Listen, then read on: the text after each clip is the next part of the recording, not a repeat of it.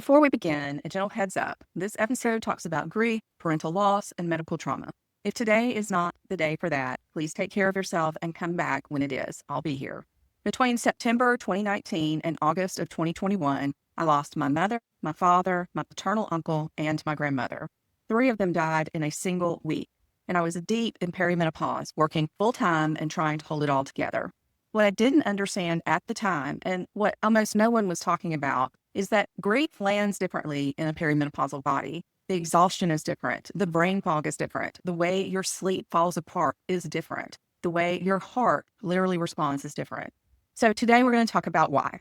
Welcome back to the Healthy Life Approach podcast. I'm Kristen Beasley, a certified functional medicine, nutrition, and brain health coach. And this is one of the more personal episodes I've recorded.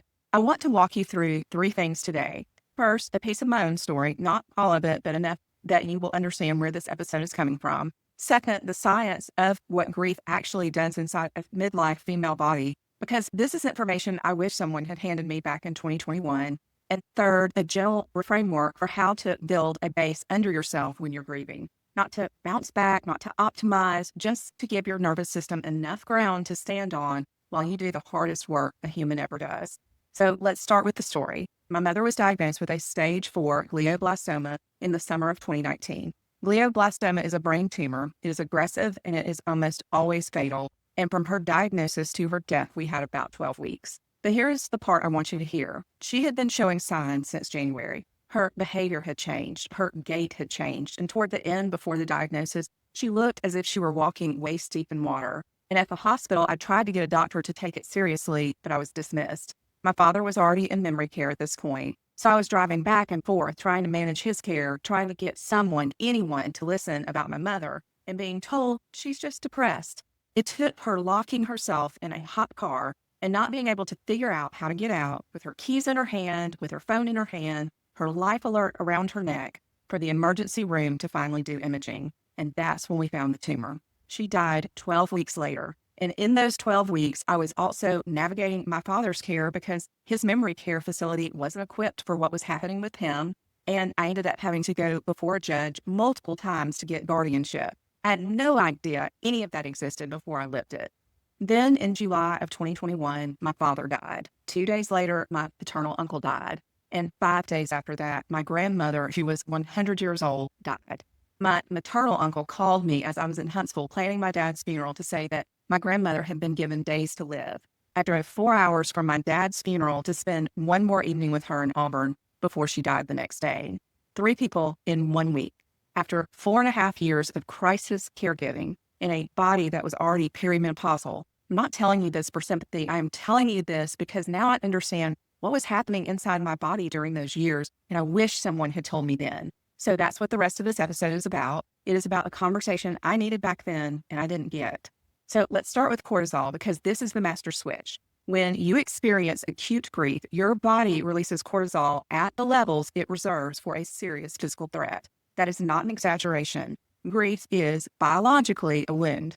Now here's where it gets interesting for women in midlife. When grief is prolonged, when it stretches across months or years, especially when caregiving comes before the loss, the HPA axis, which is the system that regulates your stress response, starts to dysregulate. That normal cortisol curve where you wake up with a healthy spike and then taper down by bedtime just flattens out. You feel wired and tired at the same time. You can't sleep at night and you can't get going in the morning. That is not in your head. That is measurable. That is biology. Now here's the piece that almost no one connects. Estradiol, the form of estrogen that your ovaries produce in the greatest amounts during your reproductive years, does something we don't talk about enough. It buffers the stress response. It supports serotonin, supports BDNF for the brain's growth factor, and is directly neuroprotective. As estradiol declines in perimenopause, that buffer weakens. Your nervous system loses its shock absorbers right at the moment of life when, statistically, you are most likely to lose a parent. Grief in your 30s hits a body with full hormonal armor. Grief in your 40s and 50s hits a body whose armor is thinning. That is why the same loss feels different at 50 than it would have at 30. Not because you're weaker, because your biology has changed underneath you. There is a cardiac condition with the nickname broken heart syndrome. It looks like a heart attack with chest pain, shortness of breath, and EKG changes, but this cause is a surge of stress hormones, often triggered by acute emotional grief. And here is the part I want you to sit with. Roughly 9 out of 10 cases occur in postmenopausal women. 9 out of 10. The leading explanation is that estrogen is cardioprotective, and when it drops, the heart loses some of its defense against catecholamine surges, the flood of adrenaline and stress hormones that a shock sends through your system. Grief is not metaphorically hard on the heart. It is literally hard on the heart, and it is literally harder on a midlife female heart than any other kind. I want to pause and say this clearly. Any new chest pain, any new shortness of breath, any new cardiac symptoms during grief, please get a medical evaluation. Always. Never wait. If you're wearing an Oura ring or a Whoop and you're grieving, you have probably already seen this in your data. Deep sleep collapses, REM gets fragmented, nighttime cortisol stays elevated, heart rate variability drops, sometimes dramatically. Now, this is one of the places where your wearable becomes a friend instead of a critic. Because when you look at your data and see, okay, my body is responding to something real, it stops that gaslighting voice in your head that says you're being dramatic. You are not being dramatic. Your nervous system is grieving, and you can see it on a graph. Bereavement, especially the caregiving then loss pattern, is associated with elevated inflammatory markers such as IL-6 and high sensitivity C-reactive protein, or HSCRP, which is a marker of inflammation in the body. It is also associated with a measurable acceleration of biological aging. I want you to hear that because if you have ever felt like grief aged you, it did. It is a biological signal that your body has gone through something enormous and is still recovering. And here's the overlap that almost no one is naming. Grief brain and perimenopause brain look almost identical. Both produce word-finding problems. Both produce executive function dips. You can't make decisions. You can't plan, and you walk into a room and forget why. Both are producing emotional dysregulation, working memory lapses, and decision fatigue. And if you are experiencing both at the same time, which most midlife grieving women are, you cannot tell which is which. Your doctor probably can't either. So you end up wondering if something is really wrong with you when, in fact, two completely normal biological processes are stacking on top of each other. Naming that overlap is one of the biggest gifts I can give you in this episode. It is not one thing or the other, it's both. And both are real. Okay, so what do we do with all of this? This is where my framework comes in. Build your base, know your numbers, own your outcomes. But I want to apply it gently today because the grieving body cannot tolerate optimization pressure. Building your base in grief means radical basics, not protocols, not stacks, basics. Anchor your sleep and wake times, even by 30 minutes. Your HPA axis is looking for a rhythm to find, and consistency, even imperfect consistency, gives it one.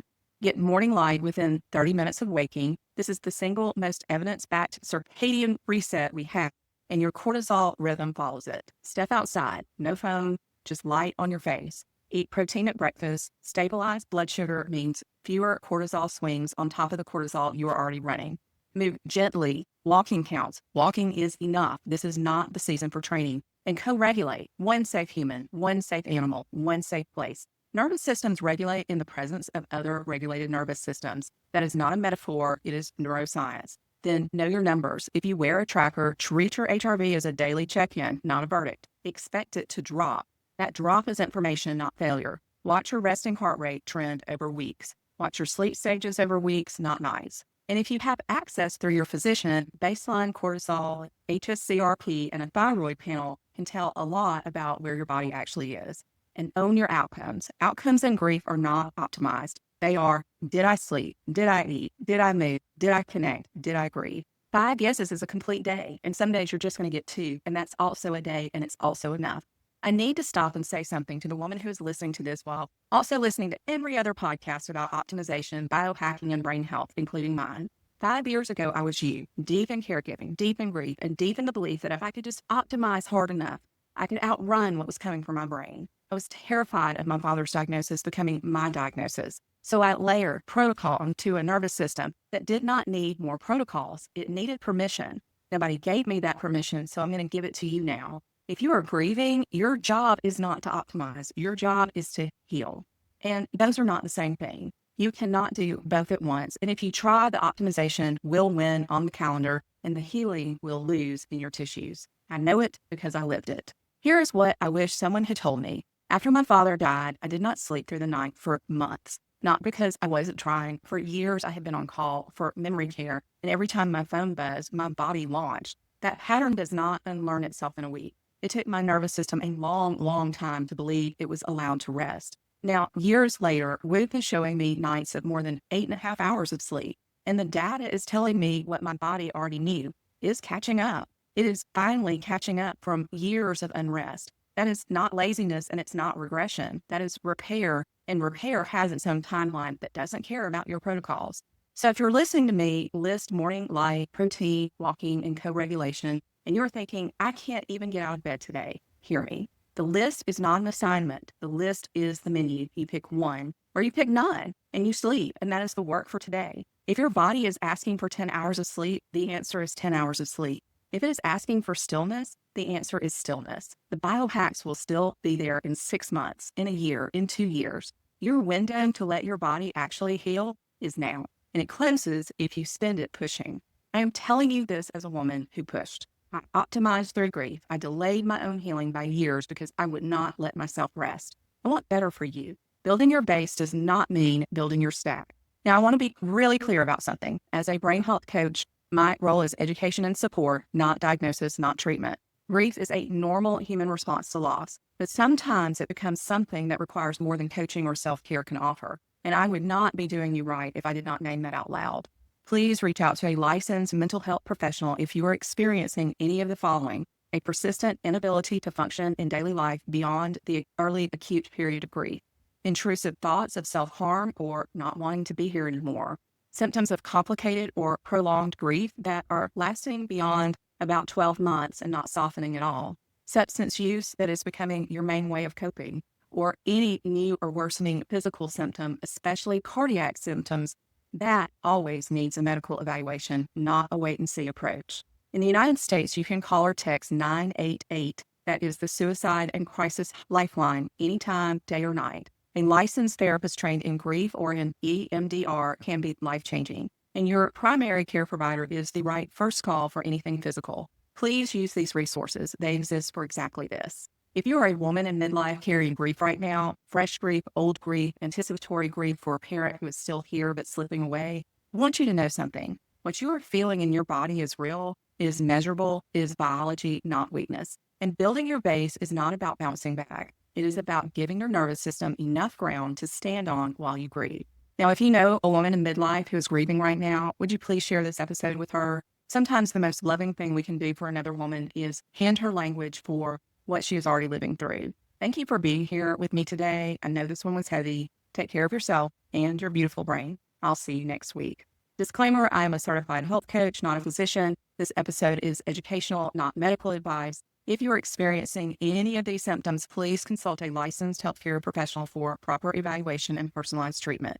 Please consult your licensed provider about medical concerns and before starting any supplements, medications, protocols, or lifestyle changes. This podcast does not create a coach-client relationship. Individual results may vary. From time to time, episodes and materials may include affiliate links that may provide a small commission at no extra cost to you. Thank you for being here.